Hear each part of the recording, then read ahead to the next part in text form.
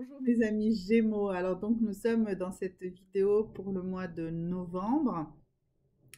Un mois de novembre que vraiment je ressens un mois plein d'abondance, de richesse, de bienveillance. Alors je ne l'ai pas fait pour tous les signes, mais pour vous mes amis Gémeaux, eh bien je cherche quelle est la journée très très importante pour vous? Eh bien écoutez, ça va être le vendredi 5 novembre, ça sera la Sainte-Sylvie et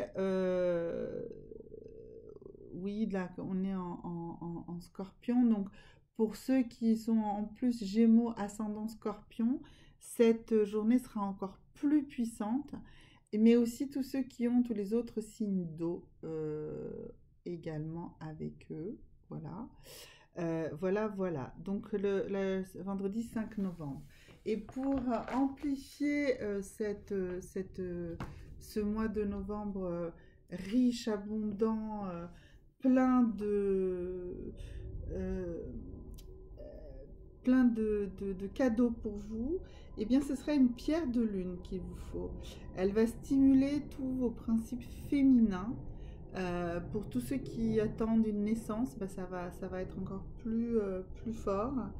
Euh, donc cette pierre de lune, vous pouvez la prendre euh, idéalement boire son eau. Voilà. Donc si vous avez une pierre de lune, d'abord purifiez-la. D'abord faites-la reposer une journée entière dans de l'eau minérale. Vous jetez tout ça et ensuite le lendemain vous lui faites passer une nuit dans de l'eau. Vous y mettez une petite goutte de cognac, d'un alcool quelconque pour fixer un petit peu ça. Et ensuite vous allez oui, bah, idéalement, vous allez l'exposer à la lune. Pas forcément à une pleine lune. Oui, enfin, si, ça peut être mieux, mais la pleine lune, elle est que mi-novembre, donc c'est un peu loin pour le faire. Mais bon, si, voilà. En tout cas, commencez à boire de l'eau de votre pierre de lune. Ne la portez pas forcément sur vous, l'eau suffira amplement. Voilà, et ça va vraiment, vous, mes amis Gémeaux, vous faire rentrer dans un mois de novembre extrêmement riche, extrêmement puissant. Voilà. Alors, donc, on va ensuite voir. Eh bien, on va déjà. Donc, le rituel, déjà, on avait dit, c'était boire de l'eau tout le mois. Mais on va doubler ça d'un rituel pour le trimestre. Donc, novembre, décembre, janvier. Il va falloir donc être dans l'accueil de l'abondance là qui est là, et ce mois de novembre va être extrêmement dans l'abondance, dans la célébration avant même les fêtes de décembre. La célébration commence là en novembre. Alors pour vous mes amis Gémeaux, on nous parle aussi de fire magic, de la magie du feu. Eh bien, bah, ça va être très très simple. Pour vous, ça va être tous les jours de penser à allumer une bougie et de réciter un mantra de votre choix. Alors, quel type de mantra? Bah écoutez, on va voir. On va voir ici. Alors bien sûr, c'est un tirage global, donc peut-être que certains d'entre vous choisiront un autre mantra, mais on va demander ici à ce tarot pour accepter ma vraie nature un jour à la fois, de définir le mantra. Donc idéalement, tous les matins, vous allumez une bougie et vous récitez ce mantra. Et tous les soirs, vous allumez également la bougie. Si vous êtes chez vous toute la journée, vous pouvez laisser bien sûr la bougie allumée toute la journée et vous réciterez le mantra le soir avant d'éteindre la bougie. Si vous n'êtes pas chez vous toute la journée, eh bien vous allumerez la bougie le matin, vous l'éteindrez ensuite pour ne pas mettre le feu chez vous, et ensuite vous la rallumerez le soir en la laissant de manière sécurisée, voilà. Et le lendemain matin, vous recommencez le rituel. Alors, donc, le mantra va se construire autour de quoi? Et bien voilà. il va se construire autour du fait que je change mes lunettes. Ça veut dire que, en fait, ce mantra va être dans le sens de je vois les choses de manière plus positive. Donc, je vois, et c'est même pas de manière plus positive, je vois ma vie de manière positive. Je vois ma vie de manière positive. Je vois ma vie de manière positive. Voilà, c'est ça votre mantra au moment de l'allumer, d'allumer cette bougie et au moment de l'éteindre aussi, vous répétez idéalement 3 fois ce mantra. Je vois ma vie de manière positive. Je vois ma vie de manière positive. Je vois ma vie de manière positive. Voilà. Alors, ensuite, le message des fées pour vous, mes amis Gémeaux, en ce mois de novembre. Alors, le message des fées. Alors, je suis dans une journée où il pleut, là. Il pleut beaucoup autour de moi. Il fait relativement sombre. Mais cette pluie est vraiment indispensable. Et moi, j'aime toujours quand il pleut. Parce que je me dis que ça nourrit tout. L'eau est indispensable. Alors oui, parfois, ça peut aussi créer des catastrophes. Mais dans l'ensemble, quand même, la pluie est quelque chose de positif.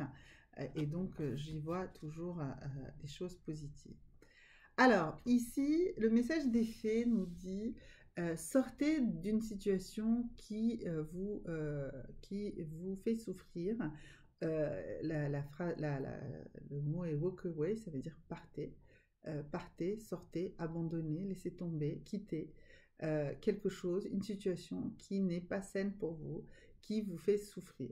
On avait tout à l'heure, donc je change mes lunettes, je vois ma vie positivement. Donc ce mantra justement doit vous encourager à changer et à ne pas subir. Voilà. Ce walk away signifie très clairement ne subissez pas, ouvrez de nouvelles portes, ouvrez de nouvelles possibilités, ouvrez de nouvelles manières de voir les choses. Ouvrez, mais vraiment, mais sortez, sortez de ce marasme qui vous pèse. Vous avez le choix de ne pas subir. Voilà, c'est ça le message. Vous avez le choix de ne pas subir. Ne subissez pas. Sortez de toutes ces choses. Les contraintes que vous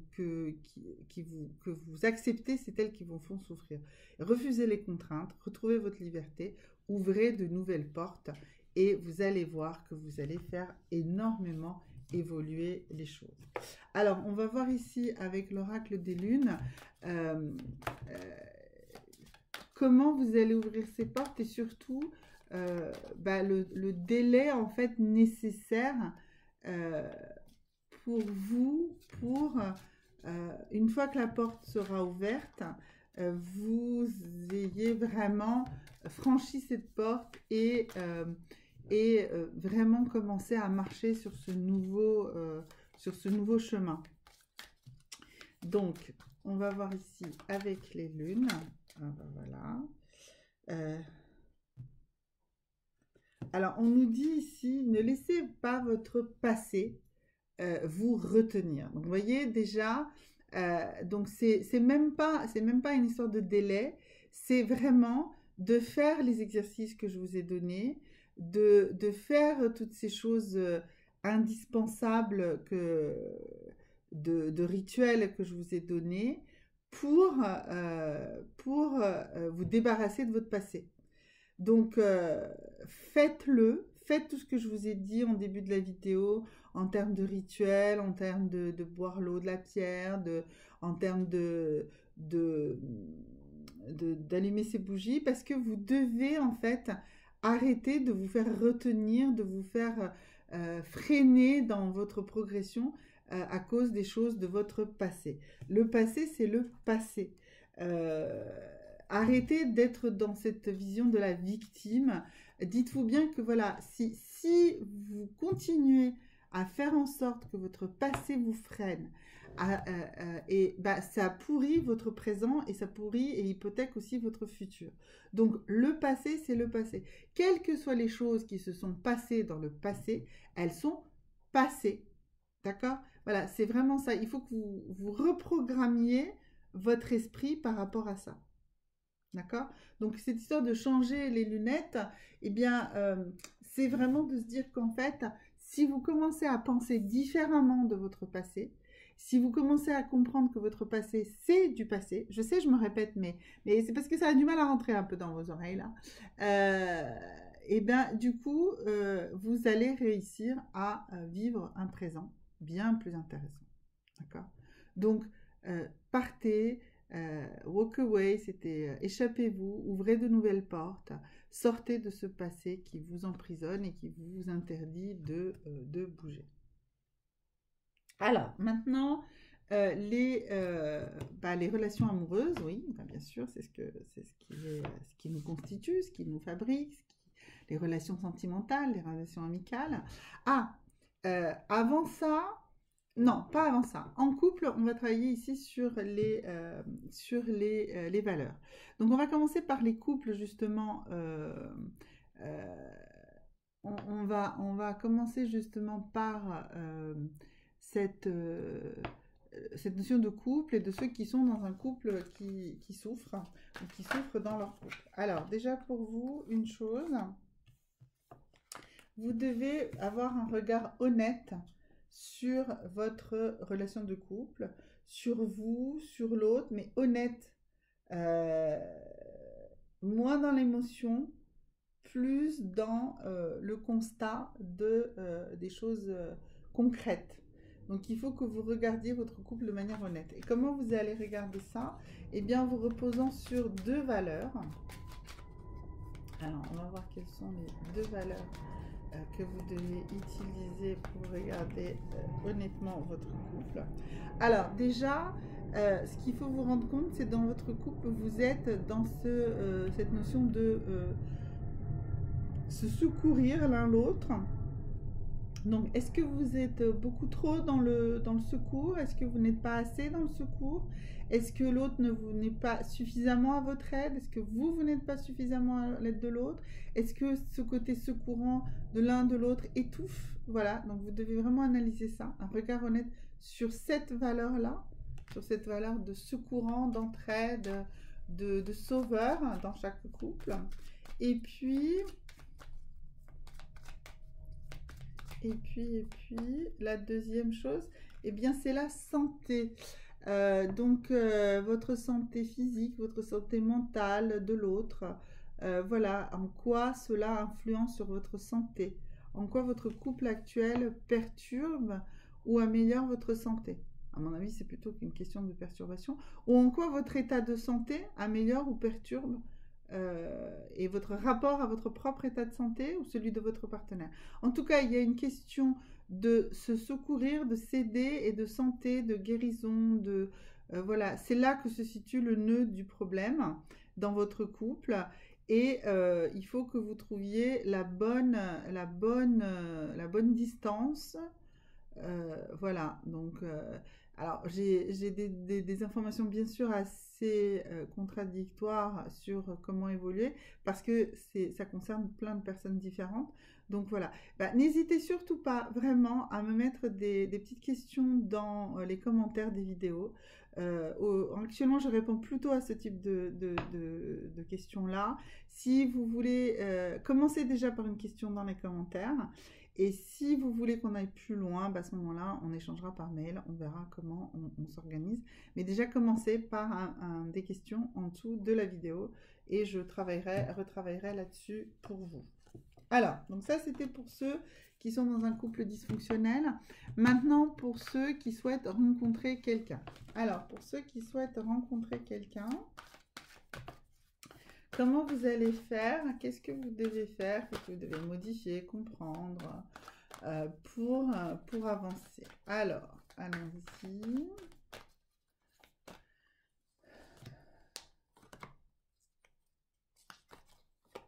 Alors, écoutez, 4 cartes ont voulu sortir pour vous, donc il y a du boulot là. Alors, donc on a ici, oula, plein de choses. Déjà, vous avez 2 peurs profondes. Vous avez peur de perdre votre liberté et en même temps, vous avez peur d'être trahi. Voilà, donc en fait, vous voulez pas perdre de liberté, probablement parce que vous avez déjà eu la sensation d'être trahi ou que vous avez vraiment déjà été trahi. Et eh bien, vous ne voulez pas vous impliquer, vous investir parce que vous dites de toute façon, on va me trahir. Et en fait, il faut que vous soyez conscient aussi que dans vos relations, vous avez souvent voulu de la sécurité matérielle. Et du coup, vous avez peut-être choisi des partenaires qui vous apportaient ça, mais ne vous apportaient pas quelque chose de plus important qui est celui d'être dans la pleine conscience de votre relation, de vraiment être conscient de ce que vous attendez, de ce que l'autre attend, et d'être dans un échange par rapport à ça. Donc aujourd'hui, il faut que vous preniez conscience en fait de ces trois éléments importants. Donc vous avez peur de perdre la liberté, vous avez peur de la trahison et vous voulez de la sécurité matérielle. C'est normal parce que cette sécurité matérielle ici, c'est quelque chose qui sera un garant justement de vous éviter de perdre de la liberté et de ne pas être trahi. Probablement que vous avez trahi sur ces deux sujets-là, sur le sujet d'une sécurité matérielle jusqu'à présent. Peut-être que vos précédentes relations vous ont mis dans des situations compliquées financièrement, où vous vous êtes retrouvé à avoir perdu un logement ou quelque chose dans ce style-là. Eh bien, aujourd'hui, c'est ça qui vous bloque. Et du coup, comment vous allez évoluer par rapport à ça? Alors, comment vous allez évoluer par rapport à ça? Eh bien, avec plus de modération dans la prochaine relation, c'est-à-dire que vous allez prendre plus de temps. Vous allez également travailler plus dans le respect des traditions. Alors, qu'est-ce que ça veut dire? Alors ça, c'est assez compliqué.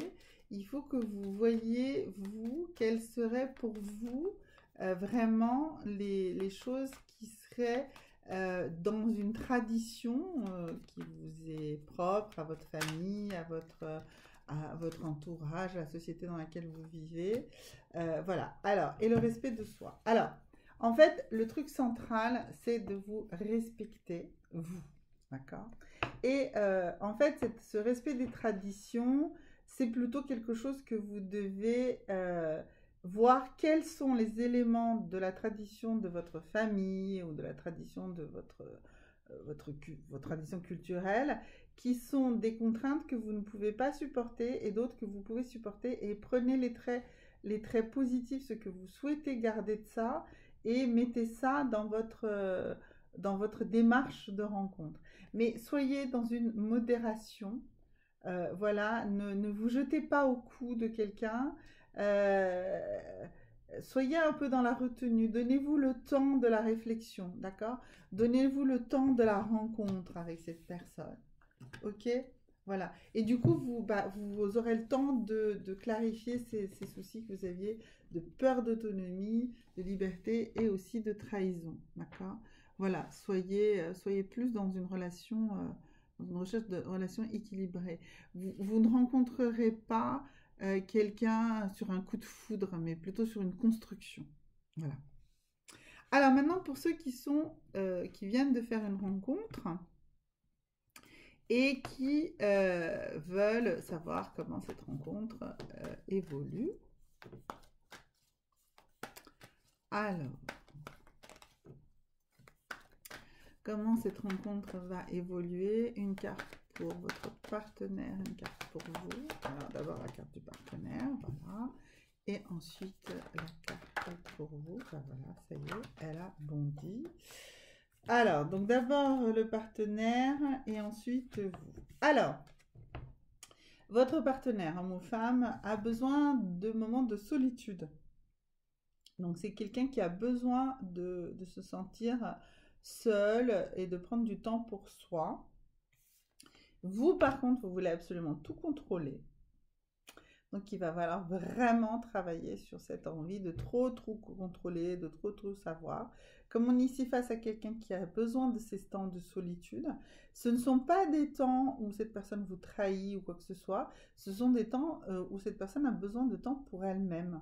Donc, laissez-lui ses temps, ne les contrôlez pas. Si vous contrôlez tout, eh bien, vous allez l'étouffer et ça va pas avancer. Et vous êtes quelqu'un qui a besoin de contrôler. Donc, il faut que vous travailliez sur ce besoin de contrôle que vous avez qui est probablement quelque chose qui a déjà gâché d'autres de vos relations. Voilà, voilà mes amis Gémeaux, vraiment n'hésitez pas, mettez des likes s'il vous plaît et mettez des commentaires. Les commentaires c'est pour vous, pour que je vous réponde. Je fais cette chaîne pour vous aider, pour nous faire avancer tous. Je travaille énormément, je lis beaucoup de choses et j'essaye vraiment de vous transférer le maximum de ce que j'arrive à ressentir. Voilà. Je vous encourage également à, si vous le souhaitez, je peux faire des consultations par Zoom. Voilà, vous me contactez, je vous donnerai les tarifs si vous voulez avoir une consultation privée. Voilà, à bientôt. Merci, au revoir.